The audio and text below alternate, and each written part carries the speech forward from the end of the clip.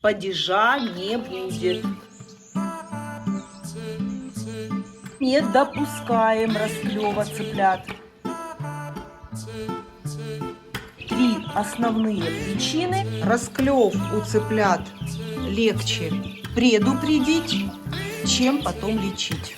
Вот так вот сейчас выглядит сооружение, в котором живут мои цыплята. И сегодня пришло время это все менять. Цыплята растут, и по мере роста я, естественно, меняю и положение вот этой лампы, и все это оборудованное место для цыплят. Цыплята растут, и им уже нужно совершенно другое содержание. И сейчас я вам покажу и расскажу, что же нужно обязательно не пропустить и сейчас изменить у них. Всю эту халабуду я сейчас буду разбирать и постепенно буду уменьшать температуру.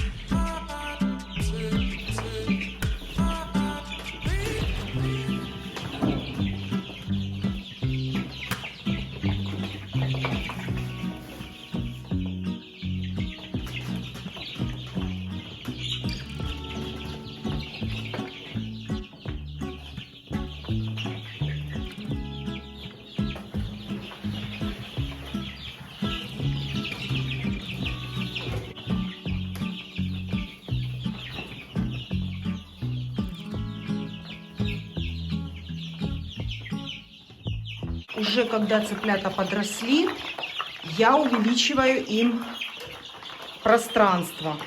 Вот видите, я сейчас это все буду перегородку убирать, а здесь продлеваю, потому что это очень важно на этом этапе.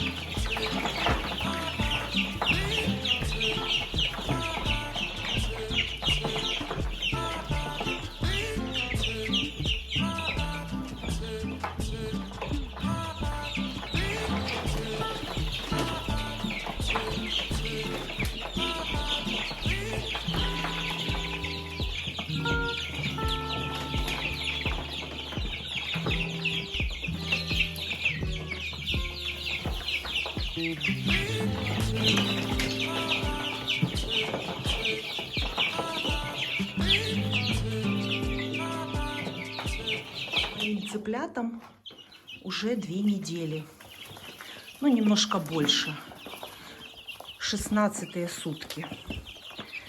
И вот можете видеть, что у цыплят уже отросли крылья. Это говорит о том, что цыплята могут сами себя уже обогревать, но не настолько, чтобы выключить полностью им красную лампу. Красную лампу нужно выключать постепенно. Красную лампу я в этот раз подниму повыше, и она еще будет обогревать моих цыплят до следующего моего приезда к цыплятам.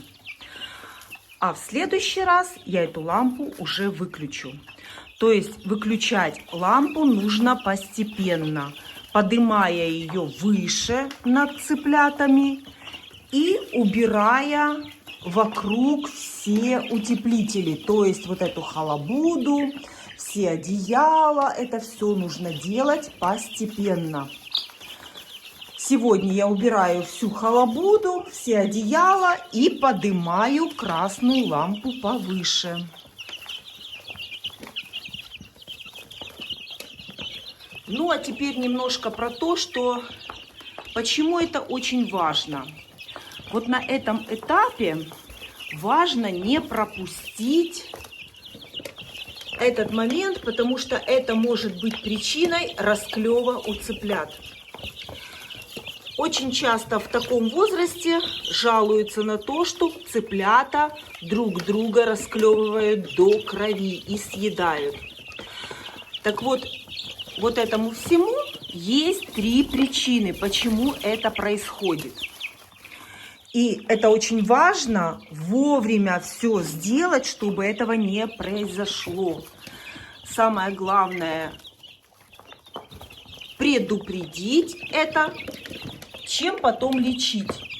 Лечить это будет очень трудно. Когда цыпленок уже начнет расклевывать, то уже вылечить это и сделать так, чтобы он забыл, что это нужно делать, это будет очень сложно.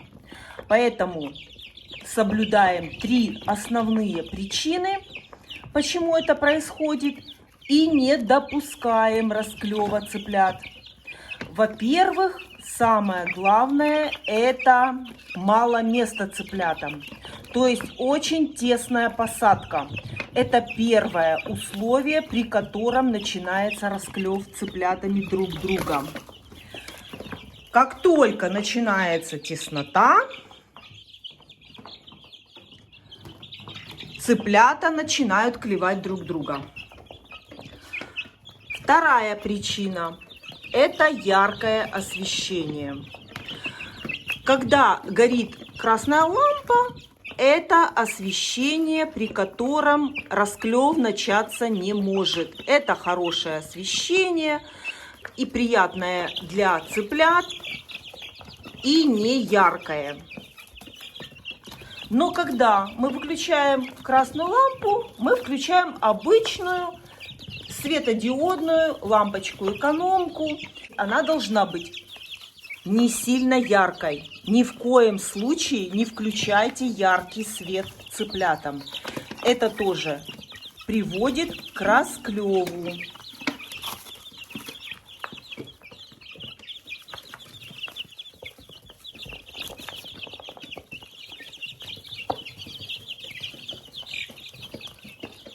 Ну и третья причина расклева цыплят друг другом – это нехватка витаминов.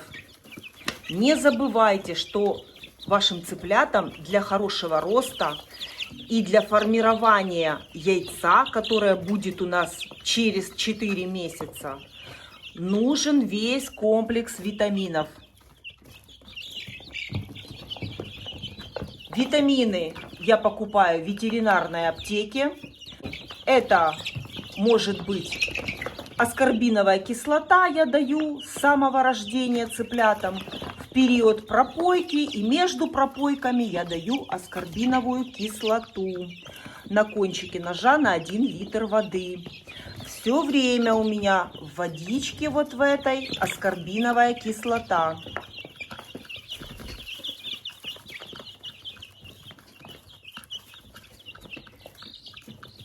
И вот немножко попозже, где-то после пропойки от кокцидиоза, у нас следующая по графику будет пропойка, я начинаю давать Е-селен. Это витамин, который тоже помогает нам Предотвратить расклев у цыплят. Еселен. Хотя бы раз в неделю. Ну или если нету еселена, хотя бы препараты, ветеринарный витамин, который содержит селен. У нас этот препарат называется Нутрисел. Тоже очень хороший витамин для цыплят и для кур несушек.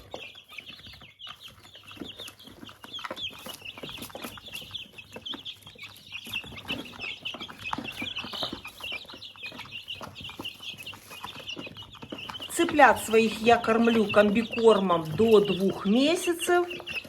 Это я делаю не только потому, что это проще, так насыпал и ушел, а потому что комбикорм содержит все необходимые элементы, витамины, микро-макроэлементы, которые нужны нам сейчас для роста цыпленка.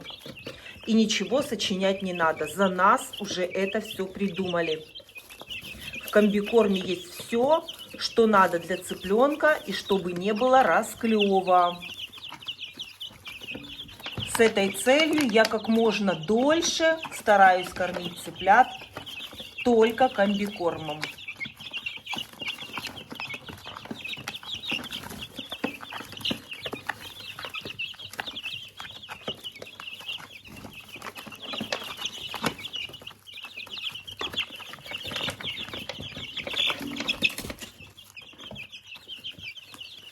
У цыплят появляются перышки, они начинают сами себя обогревать, и поэтому уже намного проще в уходе, уже можно постепенно убирать обогрев цыплят.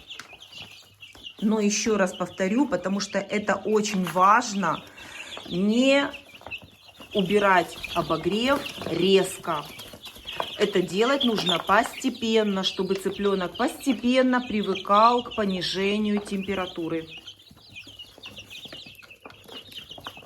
И тогда никаких проблем, никаких болезней, падежа не будет.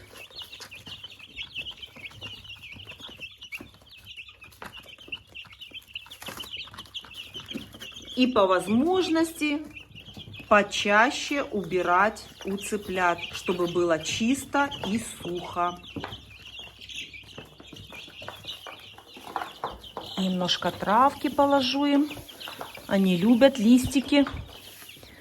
Листики здесь покушать. Цыплята любят траву. Это сухая трава, это сено. Из влажных кормов по поводу травы я начинаю давать цыплятам крапиву. Цыплята немножечко станут постарше, таким маленьким совсем я не даю. Меленько нарезаю и постепенно кормлю. Крапива содержит много витаминов и является профилактикой многих заболеваний. И крапива содержит много витаминов, которые тоже нужны цыплятам. Не забывайте, я всегда говорю, что все болезни от нехватки витаминов. Если вы своим цыплятам будете давать витамины, они болеть не будут. У них будет иммунитет стойкий, у них будет организм бороться.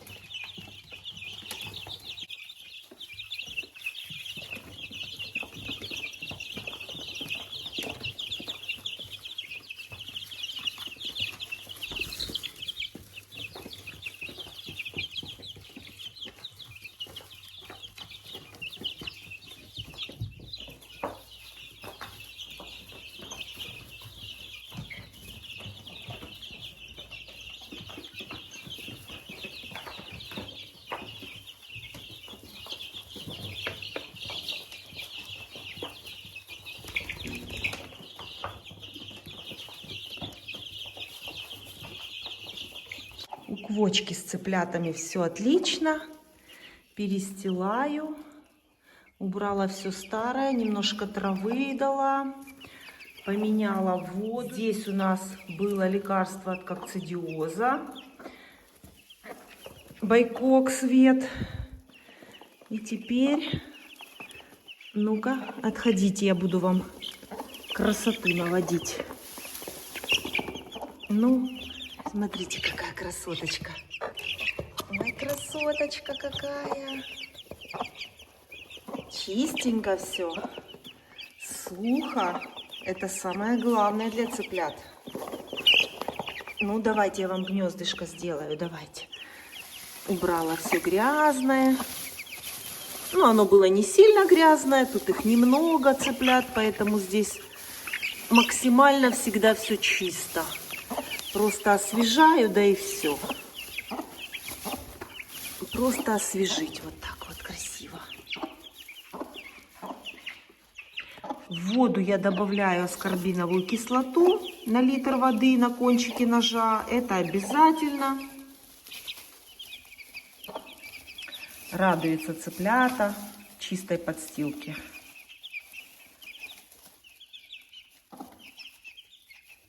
Вот, нашли листочек.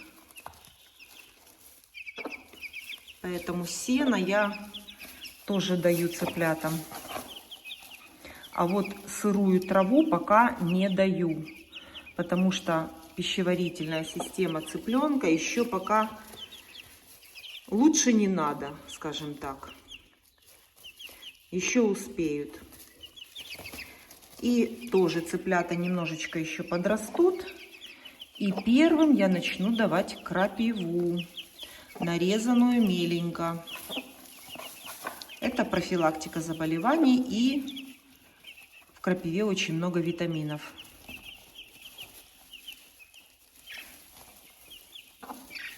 Ну что, вам еще сено принести? А то сено все накрыло соломой. Вот сено, вот. Смотрите, вот вам сено, вот.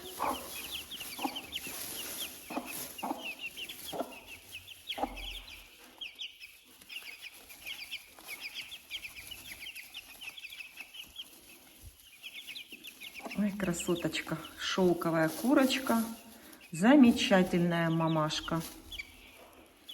Очень аккуратная, старательная.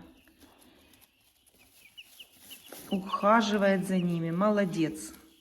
В прошлом году у нее не получилось это сделать. Можете посмотреть, у меня есть видео в прошлом году. Так получилось. Она не виновата. Но недельку она не досидела. Пошла к петуху. Рядом был петух. И это очень влияет на квочку. Квочки могут встать и пойти к петуху. Но в этом году я ее отсадила отдельно от всех кур. И она прекрасно высидела нам цыплят.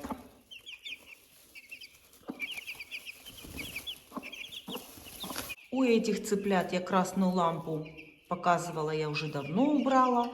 Но содержание цыплят с квочкой совершенно отличается от цыплят, которые без квочки. Эти цыплята у меня сейчас живут при дневном свете. Это значит, что они ложатся спать с заходом солнца. Освещение в этом помещении я не включаю. Здесь окно, естественный свет с окна. И когда восходит солнце, цыплята встают. И когда солнце заходит, они все ложатся спать. И ночью в этом помещении темно.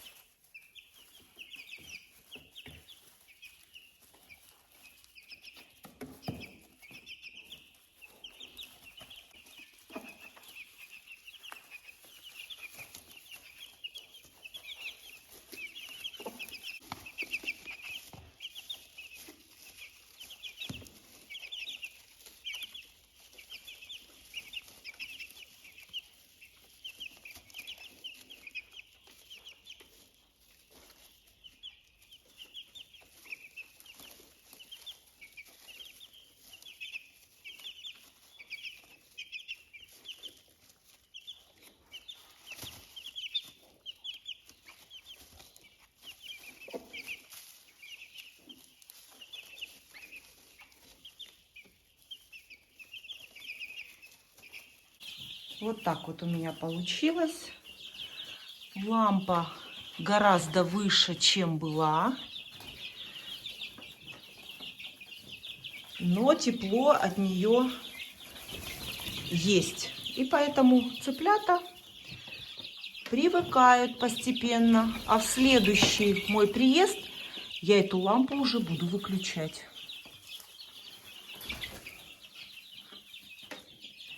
И сверху одеял никаких уже нет.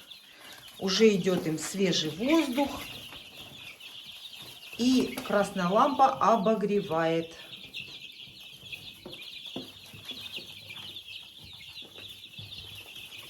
Ну и обязательно сверху накрываю сеткой, потому что у них уже есть крылья, они уже могут перелетать. А так как цыплята живут у меня на даче сами, никто их здесь не контролирует, поэтому дисциплина будет с помощью сетки. Вот так вот я сегодня увеличила им помещение практически на четверть, вот на такое расстояние. У них теперь свободное передвижение. И все хорошо.